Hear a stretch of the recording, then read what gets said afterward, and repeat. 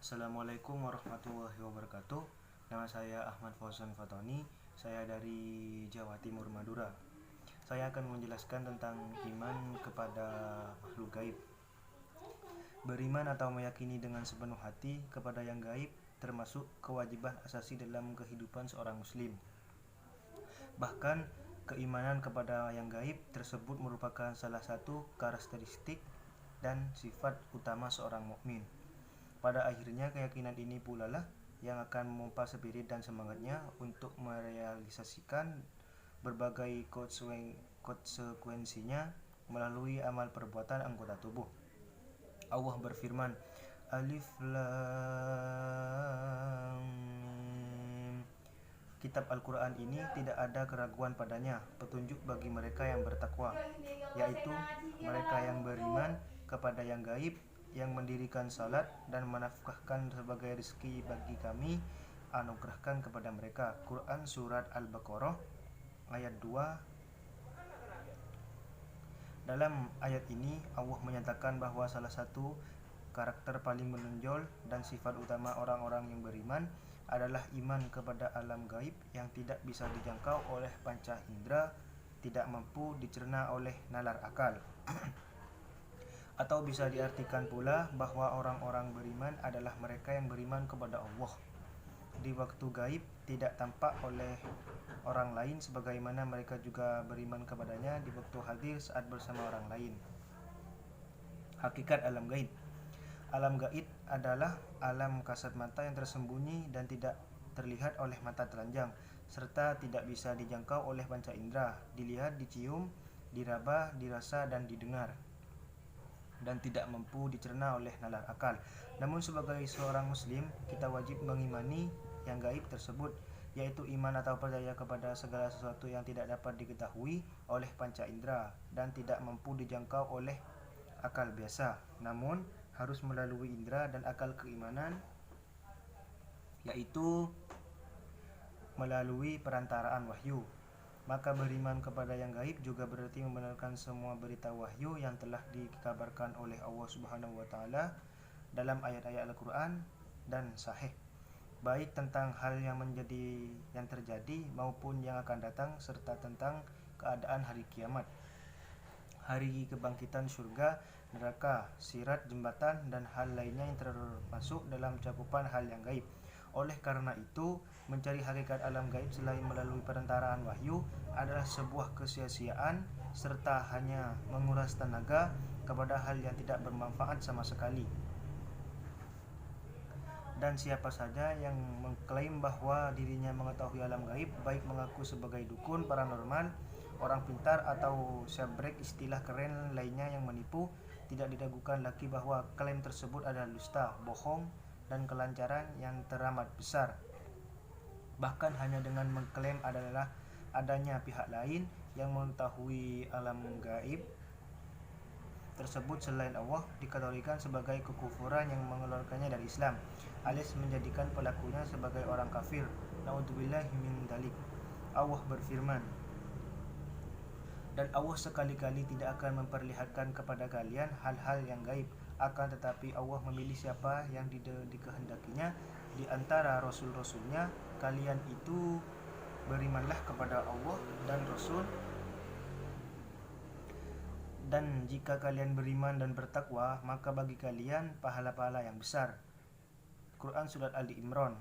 Dan pada sisi Allah, kunci-kunci semua yang gaib, tidak ada yang mengetahuinya kecuali Dia sendiri, dan Dia mengetahui apa yang di daratan dan di lautan, dan tiada sehelai daun pun yang gugur melainkan Dia mengetahuinya pula, dan tidak jatuh sebutir biji pun dalam kegelapan bumi, dan tidak sesuatu yang basah atau yang kering melainkan tertulis dalam kitab yang nyata.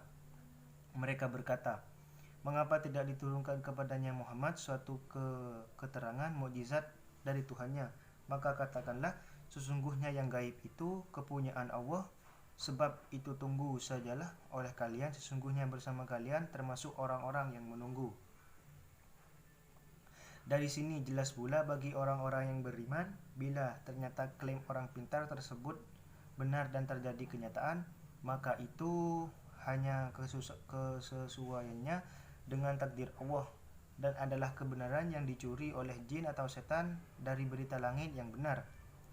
Bukan karena mereka orang pintar dan jinnya mengetahui yang gaib tersebut, mereka tidak mungkin mengetahuinya hal yang gaib. Allah berfirman, apakah akan aku beritahukan kepada kalian kepada siapa setan-setan itu turun?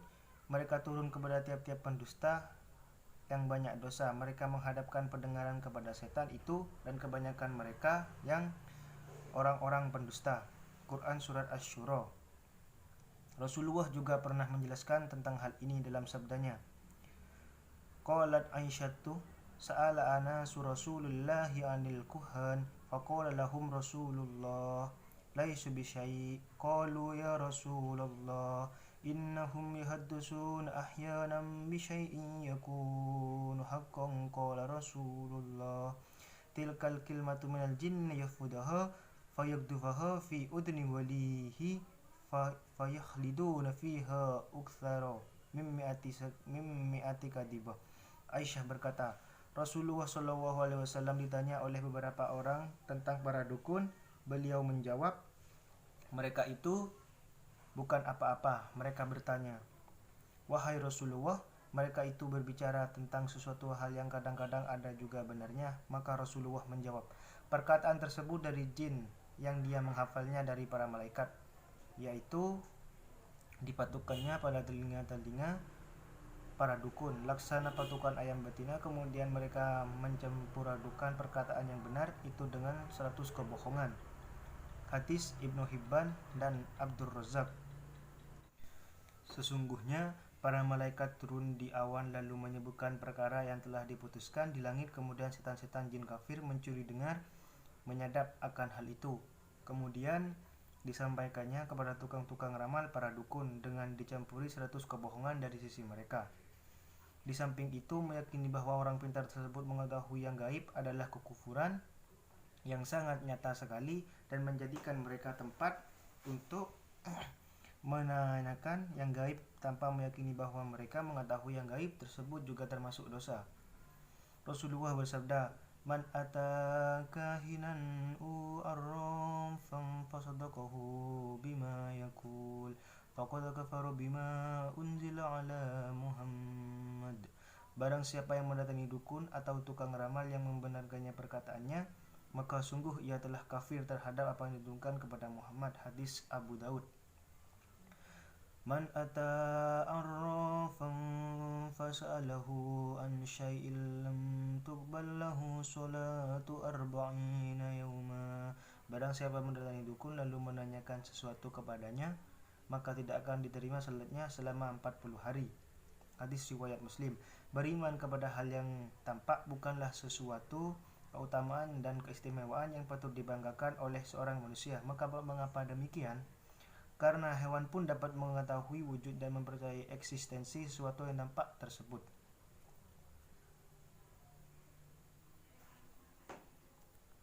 Sebaliknya, beriman kepada yang gaib adalah pijakan yang membedakan manusia dengan hewan. Namun tidak berarti bahwa manusia harus berlebih-lebihan dalam mengimani hal yang gaib dan tidak memiliki hakikatnya sehingga menjerumuskannya kepada kufarat, dongeng, mitos, atau legenda yang tidak ada dasarnya sama sekali. Maka kesimpulan beriman kepada yang gaib berarti meyakini hal-hal gaib yang termaktub dalam nas Al-Quran dan sunnah Rasulullah tanpa harus tenggelam dalam kehayalan-hayalan batil dan tertipu oleh ilusi-ilusi palsu.